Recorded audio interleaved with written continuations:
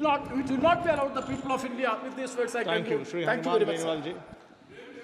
सभापति महोदय, सबसे पहले तो मैं आपको धन्यवाद दूंगा कि राष्ट्रपति महोदय के अभिभाषण पर आपने मुझे बोलने का अवसर दिया। पक्ष विपक्ष के बहुत से विद्वान सदस्यों ने अपनी बात रखी और हमारे लिए सबसे खुशी की बात यह है कि आज से लोकसभा सुचारू रूप से चालू हो गई। देश की जनता जब पार्लियामेंट चलती है तो देश का नौजवान, किसान, तमाम वर्ग ये उम्मीद करता है कि लोकसभा चलेगी और हमारे मुद्दे वहाँ उठाए जाएंगे, सरकार का ध्यान आकर्षित करेंगे और उनका समाधान होगा। सभापति महोदय, राष्ट्रपति का अभिभाषण जो हमने देखा, स्कूली बच्चों को जिस तरह कहानी सुनाया करते थे, इसमें मुझे कोई विजन नज़र नहीं आ रहा है। बस ये अभिभाषण के पक्ष में जो कसीदे पढ़े जा रहे थे, सही बोला, मेरे हिसाब से तो 2 बार आप सत्ता के अंदर रहे और 2 बार सत्ता में रहने के बाद तीसरी बार जब आपको आधा अधूरा जनादेश मिला और उसके बावजूद इस तरह का अभिभाषण होता, तो ये क्या आप इस अभिभाषण के अंदर जब आपके कई हारे हुए माननीय जो सांसद चुनाव हार गए तो उन्होंने ये कहा था कि अग्निपथ योजना की वजह से हम चुनाव हारे। मेरे राजस्थान के अंदर भी 3 भारतीय जनता पार्टी के हारे उम्मीदवारों ने बात कही थी। समझ महोदय, अग्निपथ जो इस अग्निपथ योजना, सुनो मेरी, आप पहले कृषि मंत्री जी पता करो पूरा, अग्निपथ योजना है, अग्निवीर उसके अंदर जाते हैं उनको कहते हैं। तो अग्निपथ जो योजना है ये लेके आए और उसका विरोध हमने पहले दिन से किया। All party meeting, Lok Sabha Jodhpur में 2 लाख जवानों की रैली करी और देश का नौजवान कहीं न कहीं ये महसूस कर रहा है कि सेना के अंदर जो सम्मान पहले मिलता था, हमारे गांव के गांव जब सेना के अंदर कोई जाता तो गांव के अंदर बड़ा धूम धड़ाके स्वागत होता। मेरा बेटा सेना के अंदर गया, हम पंजाब से, हमारे सामने बैठे हैं मंत्री जी, बिट्टू जी, ये लोग यहाँ बैठे हैं, मैं भी। तो ये चूरू वाले MP साहब, सेना के अंदर जाने का मतलब रोजगार के लिए नहीं, वो गौरवान्वित महसूस करता है कि मैं सेना के अंदर गया और उसका पिताजी गांव की चौपाल में कहता है कि मेरा बेटा सेना के अंदर गया।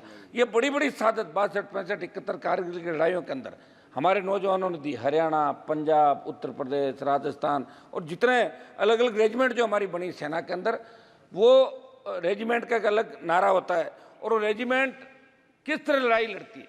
लेकिन इस अग्निवीर जो योजना, अग्निपथ योजना के अंदर अग्निवीर जो भर्ती की है और जिस तरह अग्निवीर को शहीद का दर्जा नहीं दिया जाता, अग्निवीर अगर लड़ते हुए शहीद हो जाता तो उसको शहीद सरकार नहीं मानती। जैसा रक्षा मंत्री जी कहते कि 1 करोड़ रुपए दे रहे हैं, तो 1 करोड़ रुपया कोई मायने नहीं रखता साहब। लोग वहाँ लड़ने के लिए 20,000 फीट ऊंची पहाड़ियों पर जाते हैं। हमारी सेना जो वर्ल्ड के अंदर सबसे मजबूत थल सेना के रूप में इंडियन सेना को माना गया, तो मेरी ये मांग रहेगी कि इस अग्निपथ जो योजना अग्निवीर है, इसको खत्म करके पूर्व की भांति सेना भर्ती रैलियाँ इस देश के अंदर कराई जाए, जिससे सेना का सम्मान लौटे और किसान के बेटे सेना के अंदर जाना चाहे। हमारे यहाँ सेना भर्ती रैलियों में लोग गए ही नहीं, अग्निवीर वाले के अंदर लोगों ने बहिष्कार कर दिया, इनके चूरू के अंदर बहिष्कार कर दिया, सीकर के अंदर कर दिया, हरियाणा के अंदर कर दिया, ये आपके आर्मी के हमारे बेटे MP साहब। तो हम चाहते हैं कि भारत का सम्मान कैसे बढ़े। हो सकता है चूक हो गई आप लोगों से, किसान आंदोलन में भी चूक हो गई थी, आप माने नहीं, 700 किसानों ने शहादत दी, उसके बाद आपने बिल वापस लिए, ये भी बड़ी चूक है। और अगर आप चाहते हो कि हरियाणा आपके हाथ से नहीं जाए, महाराष्ट्र आपके हाथ से नहीं, समय जाके समझ जाओ, अब की बार 237 पे आओ, अब की बार 130-35 पे आ जाओगे जब 5 साल चुनाव होगा। धीरे धीरे घट रहे हो। 400 पार का नारा दिया था, नहीं पहुंच पाए। राजस्थान के हमारे मंत्री जी बैठे सामने, 2 मंत्री राजस्थान के अंदर, मेरे को कह रहे थे पिछली बार कि हमारी वजह से आप आ गए, ये पिछली बार कर लो, मैं तो फिर आ गया वापिस, आ गया 10-15, 10-12, 7 आए, 3-4 आपके मार्जिन पे बॉर्डर पे रहे थे। सब आप तो मेरी समझ महोदय, समझ महोदय, मेरी सरकार से मांग है कि इस अग्निवीर अग्निपथ योजना को समाप्त करके, और एक उस समय जब अग्निपथ योजना लाए थे तो, रुकिए भाई 1 मिनट प्लीज,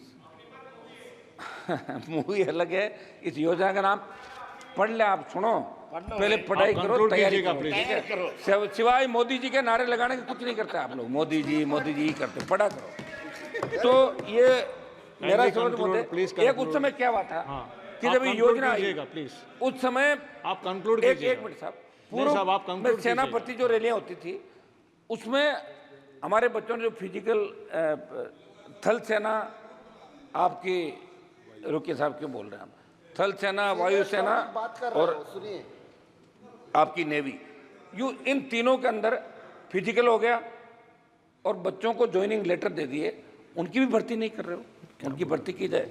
तो मेरी ये मांग रही है कि शपथ में अग्निवीर अग्निपथ को समाप्त करके और नए सिरे से सेना के सम्मान के अंदर बहुत चिंतित है पूरा देश, और आपके अंदर भी इस बात को लेकर हलचल है। निश्चित रूप से जब इस बार वोट की चोट लगी है तो आपके भी थोड़ी बहुत श्री तो सुदामा मुझे लग रहा है कि प्रसाद, ठीक हो। श्री सुदामा 2 मिनट प्रसाद बोलने दें साहब, आप एक बार शपथ में 2 मिनट बात तो समाप्त करो मेरी, आप तो 2 ही मिनट में करा दिया। श्री सुदामा मैं प्रसाद समझ में 2 मिनट सबको दिया आपने 2 मिनट।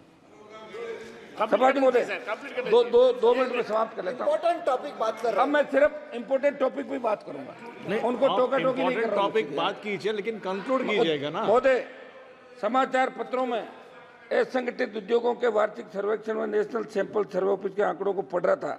विगत 7 सालों में 18 लाख उद्योग बंद हो गए, 54 लाख लोगों को नौकरी खोनी पड़ी। नोटबंदी, जीएसटी, कोरोना महामारी इसका कारण, प्रमुख कारण है, लेकिन अभिभाषण में इस बात का कोई जिक्र नहीं। समझ महोदय, युवा आत्महत्या कर रहा है और नशे की बढ़ती प्रवृत्ति देश के लिए चिंता का विषय। सिंथेटिक नशा, पंजाब, हरियाणा, राजस्थान, एमडीएमए, एलएसडी, इस पे कैसे रोकथाम हो, ये हम सब के लिए चिंता का विषय, सबको इस पे विचार करना चाहिए। नीट की बात चली, हम भी चाहते हैं कि नीट के अंदर एक दिन की चर्चा होनी चाहिए, ये हमारी सबकी मांग है। और हमारी मांग तो ये भी है कि मंत्री जी, माननीय इसके अंदर सभापति इस्तीफा दें। महोदय, आपका आभार कि आपने मुझे बोलने का मौका दिया। मैं अपने पार्टी महासचिव कॉमरेड दीपांकर भट्टाचार्य और भोजपुर की महान जनता का भी